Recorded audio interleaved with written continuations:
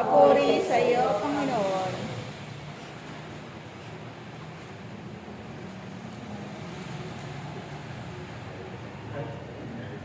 Ang pangako tungkol sa Espiritu Santo. Kung iniibig ninyo ako, tutuparin ninyo ang aking mga utos.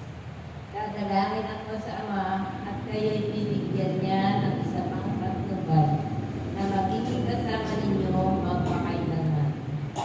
Ito'y ang Espiritu ng katotohanan na hindi matanggap ng sanlibutan sapagkat hindi siya nakikita ni nakikilala ng sanlibutan. Ngunit nakikilala ninyo siya sapagkat siya'y sumasa inyo at nananahan sa inyo. Hindi ko kayo iiwang nangungulila. Babalik ako sa inyo. Kaunting panahon na lamang at hindi na ako makikita ng sanlibutan. Ngunit ako'y makikita ninyo sapagkat mabubuhay ako at mabubuhay din kayo.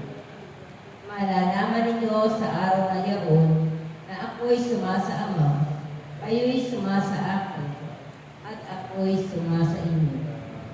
Ang tumatanggap sa mga utos ko at tumutupad nito ang siyang umiibig sa akin. Ang umiibig sa akin ay iibigin ng aking Ama. Iibigin ko rin siya at ako'y lubusang magpapakilala sa kanya. Mga kapatid, ito ang mabuting balita ng ating kaligtasan. Pinupuri ka namin, Panginoong Heso Kristo.